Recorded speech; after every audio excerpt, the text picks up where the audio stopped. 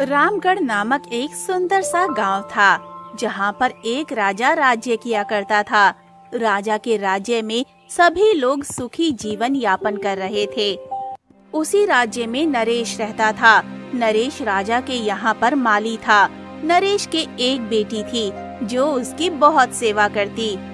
एक दिन जब नरेश महल से लौटकर आया तो उसने देखा कि कुछ आदमी जोर जोर से चिल्ला रहे थे, जिस पर नरेश ने रामू नाम के व्यक्ति से पूछा, क्या हुआ रामू, तुम लोग किसके पीछे भाग रहे हो? अरे भैया, चोर चोरी करके भाग रहा है, उसी का पीछा कर रहे हैं। क्या चोर? रुको, मैं उसे अभी पकड़ लाता हूँ।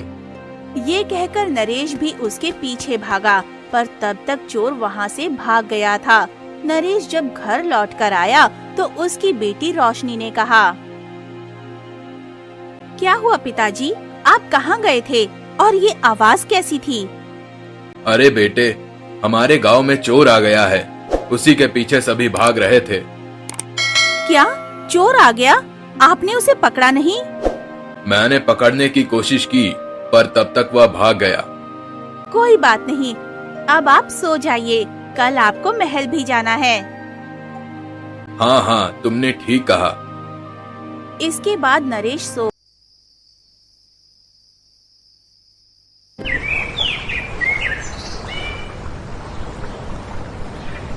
अगली सुबह नरेश उठा और महल चला गया। क्योंकि नरेश महल में एक छोटा सा माली था जो महल के बगीचों की देखभाल किया करता था। वहीं रोशनी बहुत ही होशियार लड़की थी। रोशनी की माँ का देहांत बचपन में ही हो गया था, जिसके बाद रोशनी ने सारा घर संभाला। वहीं दूसरी तरफ राजा महल में काफी परेशान बैठे हुए थे। तभी वहाँ सेनापति आया और बोला, महाराज, अभी तक उस चोर का कुछ पता नहीं लगा है। आखिर हमारे गांव में चोर कहां से आ गया? मुझे नहीं पता महाराज, लगता है वह किसी दूसरे राज्य से आया होगा। मुझे कुछ नहीं पता, जल्द से जल्द उस चोर को पकड़ो, वरना मुझसे बुरा कोई नहीं होगा। हाँ हाँ, आप परेशान मत होइए, हम लोग उस चोर को पकड़ने की पूरी कोशिश कर रहे हैं। ठीक है, अब तुम जाओ। वैसे हमारी राजकुमारी कहाँ है? वह नजर नहीं आ रही। राजकुमारी को तो मैंने भी सुबह से नहीं देखा है। ये सुनकर राजा थोड़े हैरान हुए। वहीं सेनापति वहाँ से चला गया। तभी वहाँ पर रानी आई, जिस पर राजा ने कहा,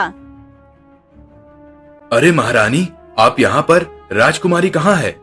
पता नहीं वो कहाँ है, सुबह से ही गायब है। क्या सुबह से ही गायब है? आपने उन्हें देखा नहीं? नहीं, मैंने तो नहीं देखा। शायद वो अपनी सहेलियों के साथ बगीचे में होगी। ठीक है, तुम पता करो।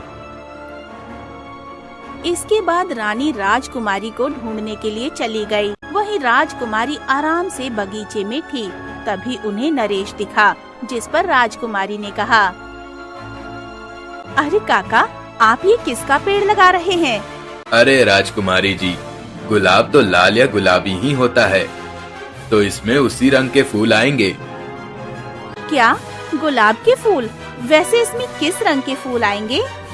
अरे बेटी, क्या बताऊं, कल महल में बहुत बड़ा कांड हो गया है।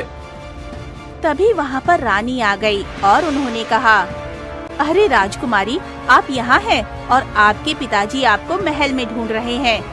पर क्यों माँ, वो हमें क्यों ढूंढ रहे हैं? तुम्हें तो पता ही है, तुम्हारे पिताजी तुम्हारे बिना एक पल भी नहीं रह पाते। अगर तुम इधर उधर आया करो तो अपने पिता को बता दिया करो। ठीक है माँ, मैं आगे से बता कर आया करूँगी। इसके बाद राजकुमारी वहाँ से चली गई। वहीं दूसरी तरफ रोशनी खाना बनाने की तैयारी कर रही थी। जल्दी जल्दी खाना बना लो, पिताजी आने वाले होंगे। शाम होने को आ गई। वैसे आज पिताजी से कहूँगी, मुझे कुछ पैसे दे दो, बाजार जाकर सामान ले आऊंगी। तभी वहाँ पर उसके पड़ोस की चाची विमला आई और बोली, अरे बिटिया, क्या कर रही हो? कुछ नहीं चाची, खाना बनाने की तैयारी कर रही हूँ। वैसे आप बताइए। कुछ नहीं बिटिया। वैसे बिटिया, अब तो तुम्हारी शादी की उम्र हो गई है, तो तुम्हें अब शादी कर लेनी चाहिए। आपको मेरी शादी की बहुत चिंता है चाची, पर अभी मुझे बहुत कुछ करना है। मैं कुछ समझी नहीं बिटिया, क्या करने की बात कर रही हो? अरे चाची, अभी तो मुझे अपने पिता का नाम रोशन करना है, शादी तो होती रहेगी। अरे बिटिया, हम लोग गरीब हैं, हम लोग भला क्या कर सकते हैं? ऐसा कुछ नहीं है चाची, गरीब है तो क्या हुआ, भगवान ने बुद्धि तो सभी को दी है। ये सुनकर विमला ने कुछ नहीं कहा और मुस्कुराकर वहाँ से चली आई। धीरे धीरे समय गुजरा। वहीं गांव में लगातार चोरियां हो रही थीं, जिस वजह से राजा काफी परेशान थे, क्योंकि चोर अभी तक पकड़ा नहीं गया था। वहीं दूसरी तरफ सेनापति के दिमाग में कुछ अलग ही खिचड़ी पक रही थी और उसने अपने आप से कहा, मैं राजा को कभी भी पता नहीं लगने दूंगा कि ये सब मैं ही करवा रहा हूँ। बस एक बार मैं जो चाहता हूँ वह मुझे मिल जाए, फिर मैं यहाँ से हमेशा हमेशा के लिए चला जाऊंगा। वही राजा काफी ज्यादा परेशान था, क्योंकि अभी तक चोर पकड़ा नहीं गया था। पता नहीं सेनापति और सैनिक क्या कर रहे हैं जो एक चोर को नहीं पकड़ पा रहे। नरेश भी काफी ज्यादा परेशान था, क्योंकि अक्सर गांव में चोरियां होती रहती थी। एक रात जब नरेश लौटकर नहीं आया तो रोशनी काफी ज्यादा परेशान हुई। अरे, अभी तक पिताजी लौटकर क्यों नहीं आए? वैसे तो रोजाना शाम को ही आ जाया करते थे। उस रात रोशनी अपने पिता का इंतजार करती रही। अगली सुबह जब उसके पिताजी आए तो रोशनी ने कहा, पिताजी, आप कहाँ थे? अरे, कल राजकुमारी का कीमती हार चोरी हो गया। वही महारानी के भी बहुत सारे जेवर चोरी हो गए हैं। क्या कांड हो गया? मैं कुछ समझी नहीं। मुझे नहीं पता बेटी, पर सभी लोग यह कह रहे हैं कि जो गांव में चोरी कर रहा है उसी ने महल में भी चोरी की है। क्या महल में चोरी हो गई? पर ये सब हुआ कैसे? मुझे नहीं पता बेटी, पर सभी लोग यह कह रहे हैं कि जो गांव में चोरी कर रहा है उसी ने महल में भी चोरी की है। क्या? तो अभी तक उस चोर को पकड़ा नहीं गया? मैंने सोचा पकड़ लिया गया होगा। अभी तक तो नहीं पकड़ा गया बेटी, पर राजा ने अब बहुत ज्यादा सख्ती बढ़ा दी है। अब देखो क्या होता है, इसीलिए आज मैं देर से आ पाया। अच्छा, ऐसी बात है। ठीक है, आप अपना ध्यान रखना, क्योंकि आप भी महल में ही काम करते हैं। हाँ हाँ, तू मेरी चिंता मत कर। इसके बाद रोशनी ने अपने पिता को खाना परोसा और वो दोनों खाना खाने लगे। पर रोशनी काफी ज्यादा परेशान थी कि आखिर महल में चोरी कैसे हो गई, क्योंकि महल में तो काफी सख्त पहरेदारी रहती है। मुझे तो कुछ समझ नहीं आ रहा कि आखिर चक्कर क्या है। इतने सैनिक होने के बाद भी चोरी कैसे हो सकती है? वहीं दूसरी तरफ राजा रानी काफी ज्यादा परेशान थे। राजा ने अपने सारे दास दासियों को बुलाया और उनसे कहा, आज से कोई भी महल के बाहर नहीं जाएगा जब तक चोर पकड़ा नहीं जा रहा। ये सुनकर सभी काफी ज्यादा परेशान हो गए, जिस पर सेनापति ने कहा, पर क्यों महाराज? क्योंकि मुझे ऐसा लग रहा है कोई महल से ही मिला हुआ है। यह आप क्या कह रहे हैं महाराज? भला महल से कौन मिला हो सकता है? ऐसा दुस्साहस किसमें है यह तो मुझे नहीं पता, पर मुझे ऐसा लग रहा है कि महल से ही कोई मिला हुआ है, तभी तो अभी तक चोर पकड़ा नहीं गया। और अब जब तक चोर पकड़ा नहीं जा रहा तब तक कोई कहीं नहीं जाएगा। ये सुनकर सेनापति काफी ज्यादा परेशान हुआ और उसने अपना दिमाग चलाया। तभी उसे याद आया कि माली नरेश तो घर गया था और उसने राजा से कहा, पर महाराज, नरेश तो घर चला गया। क्या नरेश? पर उसे जाने किसने दिया? मुझे नहीं पता महाराज, पर कहीं ऐसा तो नहीं कि हार उसी ने चुराया हो? क्या वह? नहीं नहीं, वह ऐसा काम नहीं कर सकता। वह हमारे यहाँ से कई वर्षों से काम कर रहा है। अरे महाराज, तो क्या हुआ? हम किसी की नीयत पर भरोसा नहीं कर सकते हैं। ये सुनकर महाराज सोच में पड़ गए। तब तक वहाँ पर नरेश आ गया। नरेश ने जब दरबार को गंभीरता भरा देखा तो कहा, क्या हुआ महाराज? तुम घर किससे पूछ कर गए थे? अरे मैंने तो राजकुमारी से कह दिया था कि मैं घर जा रहा हूँ। तभी वहाँ राजकुमारी आई और बोली, हाँ पिताजी, मुझसे ही पूछ कर गए थे क्योंकि उन्हें भूख लगी थी। क्यों, क्या हो गया? कुछ नहीं, आज से सभी लोग महल में ही रहेंगे जब तक चोर नहीं पकड़ा जा रहा। ये सुनकर नरेश भी काफी ज्यादा परेशान हुआ क्योंकि अब वो घर नहीं जा पाएगा और उसने अपनी बेटी को इस बारे में कुछ बताया भी नहीं और उसने राजा से कहा, पर महाराज, अगर मैं घर नहीं गया तो मेरी बेटी परेशान हो जाएगी। नहीं नहीं, अब कोई भी घर नहीं जाएगा क्योंकि तुम्हें तो पता ही है महल में कितनी बड़ी चोरी हुई है। ये सुनकर नरेश शांत रह गया और इसके बाद वो बगीचे में चला गया। उसे समझ नहीं आ रहा था कि वो अपनी बेटी तक ये बात कैसे पहुंचाए क्योंकि अब कोई भी महल से बाहर नहीं जा सकता था। क्या करूं, कुछ समझ नहीं आ रहा। मैंने तो रोशनी को बताया भी नहीं, अब वह बिना फालतू में परेशान होगी। धीरे धीरे शाम होने लगी जिससे नरेश काफी परेशान हुआ। वहीं सेनापति भी थोड़ा परेशान था। पता नहीं महाराज ने ये ऐलान क्यों कर दिया। अगर महाराज की आज्ञा का उल्लंघन करूंगा तो तुम्हारा दंड देंगे। कुछ समझ नहीं आ रहा मुझे, कोई ना कोई तरीका निकालना ही पड़ेगा। ये कहकर सेनापति वहाँ से चला गया। दूसरी तरफ शाम हुई पर नरेश नहीं आया, जिस पर रोशनी ने कहा, लगता है पिताजी आज भी महल में ही रुक गए हैं। कोई नहीं, पिताजी का इंतजार करूंगी, शायद वो कल सुबह आ जाए।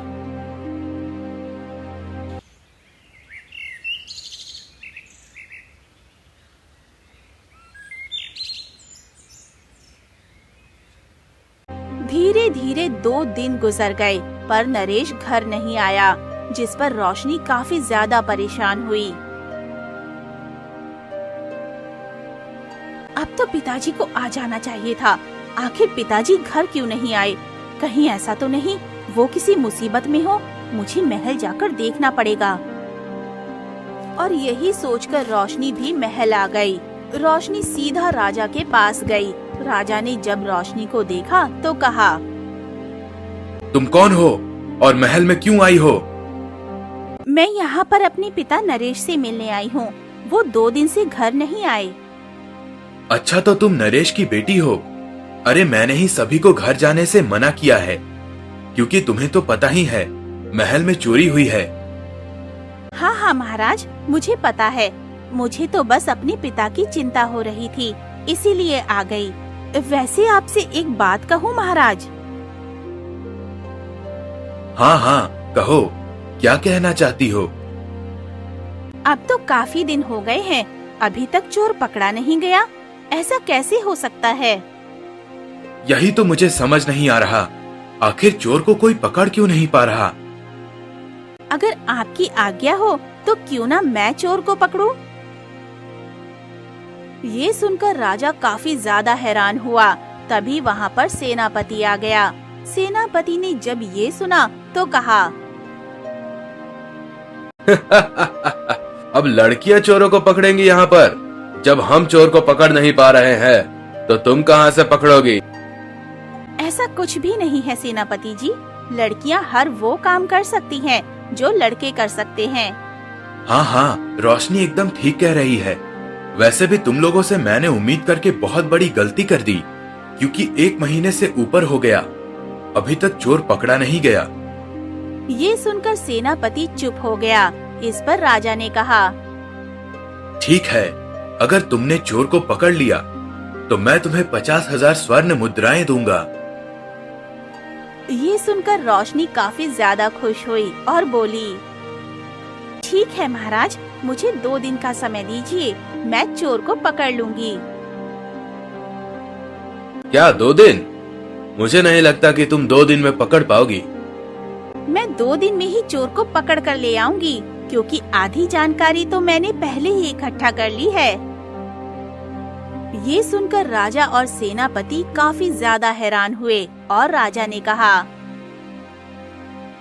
हम कुछ समझे नहीं, आधी जानकारी?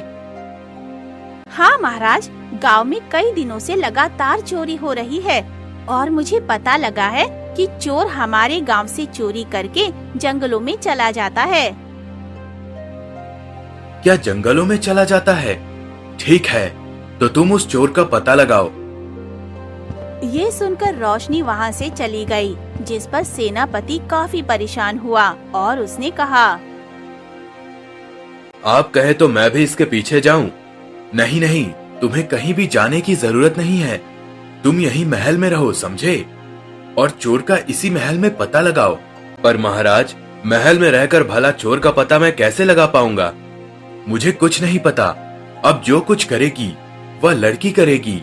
तुम्हें जो कुछ करना था तुमने करके देख लिया। ये सुनकर सेनापति काफी ज्यादा परेशान हो गया। वही रोशनी जंगल में आ गई। जंगल में आने के बाद वो इधर उधर देखने लगी। तभी उसे एक बड़ी सी गुफा दिखाई दी और वो उसी गुफा के अंदर चली आई, जहाँ पर चोरी किया हुआ सामान रखा गया था।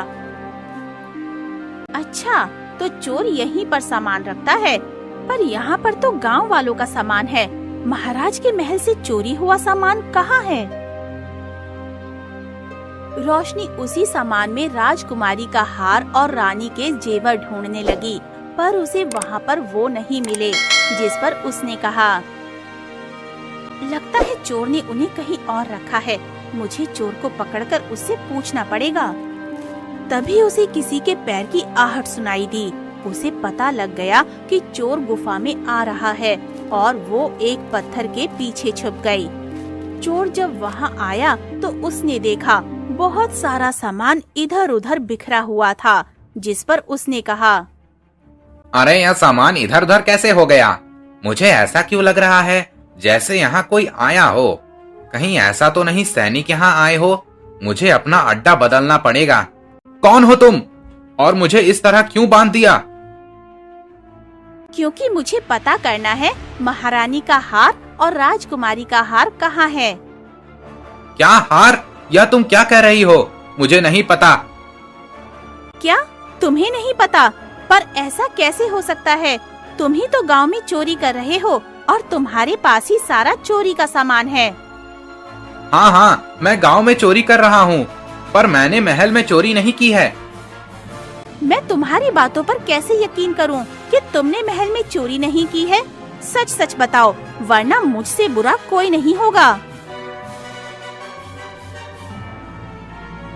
ये सुनकर चोर काफी ज्यादा परेशान हुआ, पर वो एक ही बात कहता रहा, जिससे रोशनी भी काफी परेशान थी।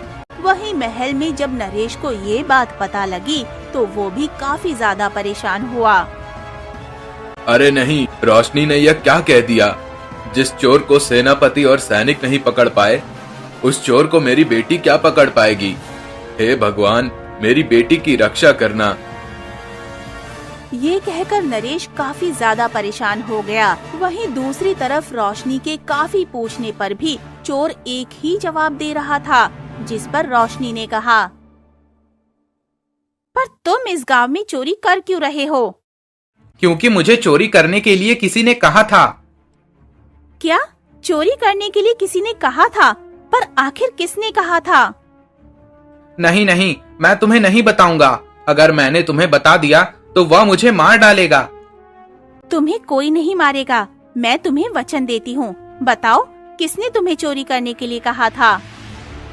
ये सुनकर रोशनी काफी ज्यादा परेशान हुई और बोली,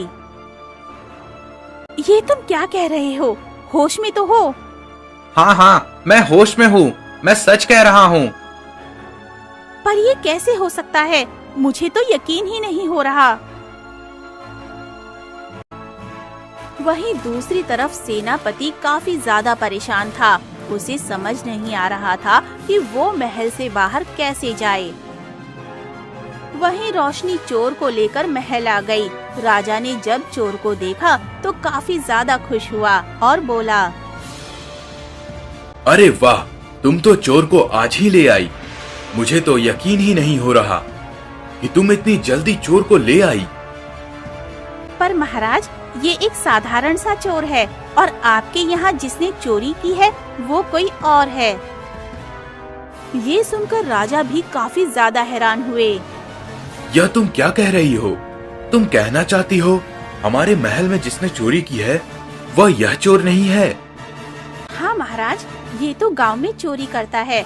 आपके महल में जिसने चोरी की वो बहुत ही बड़ा चोर है।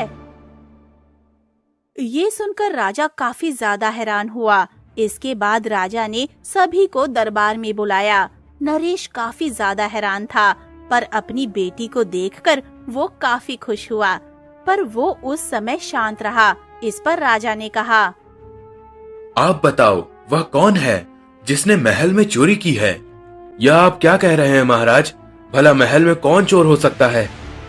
ये तो आपको अभी पता लग जाएगा सेनापति जी, महल में कौन चोरी कर रहा है। ये कहकर रोशनी ने राजा से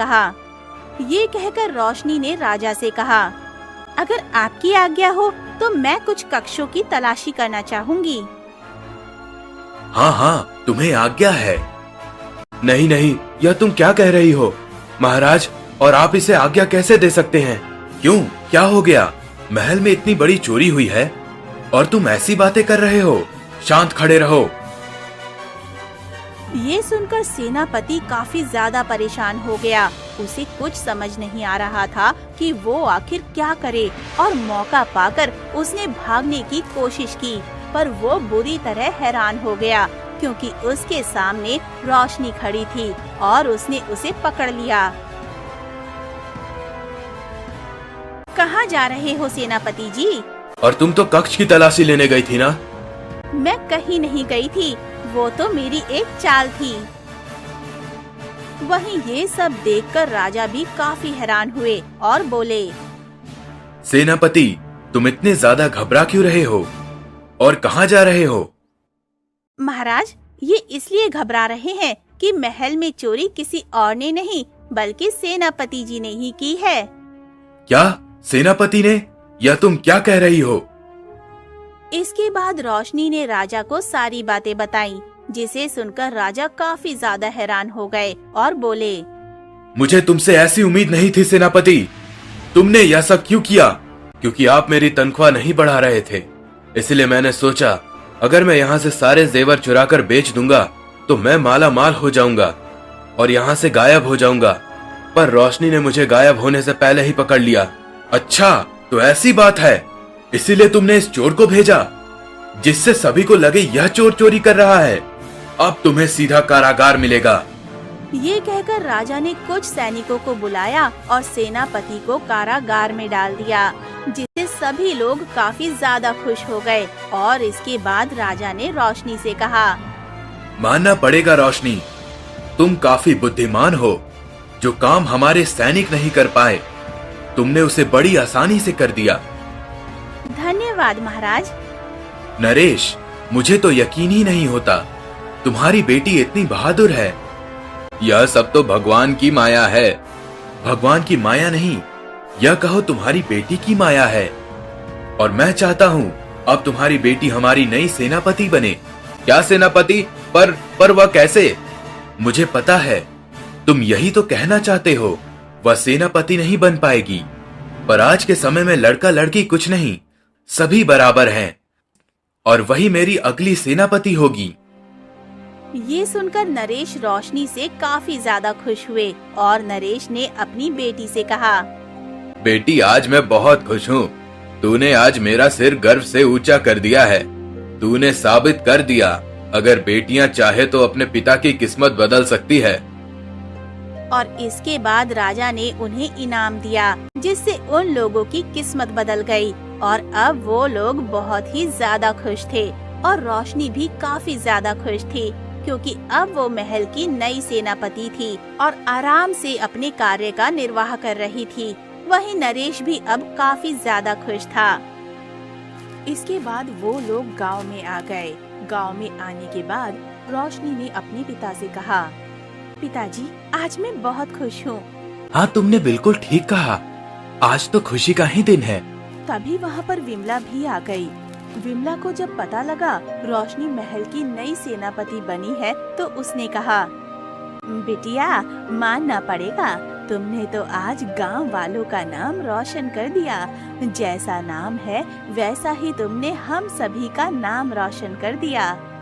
ये सुनकर नरेश भी काफी खुश हुआ और उसने कहा, हाँ हाँ, यह तो आपने बिल्कुल ठीक कहा। भले ही मेरी बेटी बिन माँ की थी, पर उसने अपना फर्ज बखूबी निभाया है।